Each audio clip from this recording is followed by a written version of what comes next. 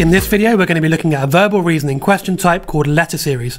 Some of the material has been taken from our verbal reasoning book, which you can find linked in the video description down below, alongside a free PDF with 20 questions for you to try after watching this video.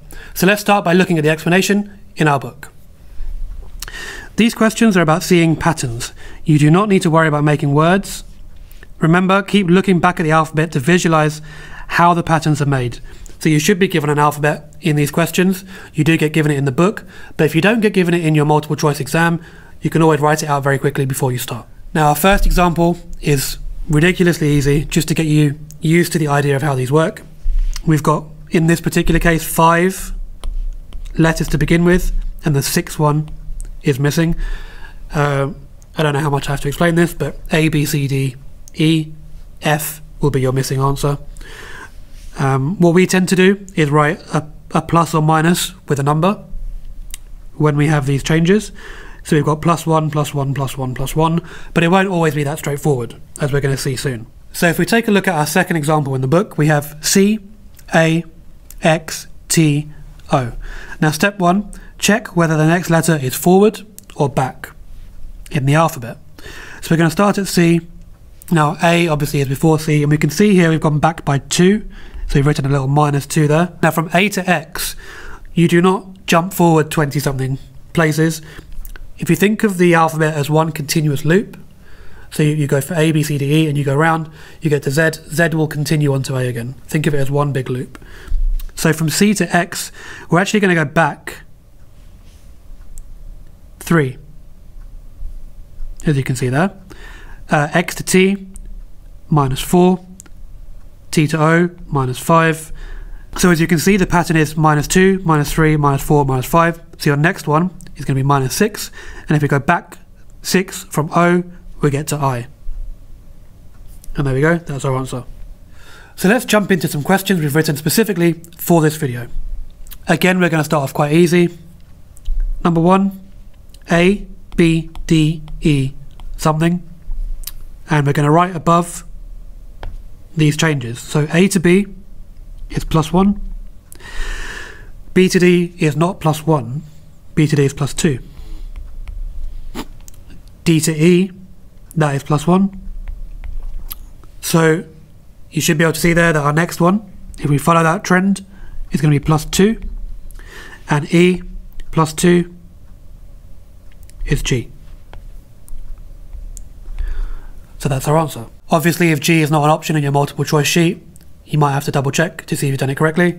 In this case, the answer is G. Question 2, we have I, L, O, R. I to L is +3. L to O is +3. O to R is +3.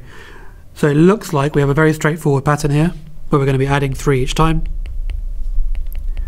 So R +3, 1, 2, 3. U. So U is going to be our answer there. Question 3, we've got Z, Y, W, and T. So this one looks like we're going to be going backwards. Z to Y is take 1. Y to W is take 2. W to T is take 3. So our next one should be take 4. T, take 4. 1, 2, 3, 4. It's P. So those were some straightforward ones to get you started. Let's take a look at some more complicated questions on the next page.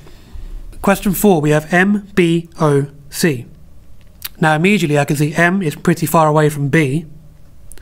O is also quite far away from B. But then we have C there as well. So if I was to go in and see what the changes are, M to B are 1, 2, 3, 4, 5, 6, 7, 8, 9, 10, 11. Seems unlikely. B to O is going to be plus 1, 2, 3, 4, 5, 6, 7, 8, 9, 10, 11, 12, 13. And then O to C, we're jumping back again. That's going to be probably -12. I don't think this is going to be the pattern we're looking for. So I have noticed something else, however. I've noticed that we have M and O quite close to each other, and we have B and C quite close to each other. So this might be what we call an alternating pattern. So let's try that. We're going to jump over B and go from position 1 to position 3. M to O is +2. That seems a bit more likely. Now we have B to C as well. Now my second pattern I'm going to just write underneath so it doesn't get too confusing. B to C is +1. So which pattern, the M to O pattern or the B to C pattern, is our actual missing letter going to connect up to? So we're going to work backwards and we're going to say, we're going to skip over C and it connects up to O, right? So that O will take us to our answer. And if we follow that pattern and say +2, O +2 is Q. So that seems more likely. The pattern could probably still work with the -11, +13, -12, but this is probably a more straightforward solution. So this is called an alternating pattern, so look out for those. Question 5, we have W, X, Z, C. W to X is +1, X to Z is +2, and Z to C, now remember what we said earlier, Z will connect round to A. So from Z, we're going to go +1 takes us to A, +2 takes us to B, and +3 takes us to C. And you can kind of see a pattern emerge in there, +1, +2, +3, C +4, 1, 2, 3, 4 is G. And finally, we have a double letter question, which these can appear, 3-letter ones can also appear. But let's take a look at this. We have AZ, BY, CX, DW. Now sometimes letter 1 can connect to letter 2 across the board. Letter 2 can connect to letter 2. Sometimes they switch around. There are several different options. We can't go through all of them right now, but let's take a look at this one. You should be able to see there's a pattern emerging here. You have A, B, C, D, and number 2 you have Z, Y, X, W. So you can take them individually. In this case, we have a mirror type question. So when jumping into verbal reasoning questions, especially when they involve the alphabet, things like alphabet logic and letter series, you need to be aware of certain things. The first one, the alphabet has 26 letters. The second one, the midpoint is between M and N. So when I do these questions, I draw a line straight down the middle between M and N. That tells us that M is a 13th letter, N is a 14th, and so on. This can also be looked at as a mirror line, or like a line of reflection. What I mean by that is M reflects to N, L reflects to O, K reflects to P, all the way through to A reflecting to Z. So hopefully you can see in this question, we do have that. We have A and Z together, so position first and last. We have B and Y, which you can see here.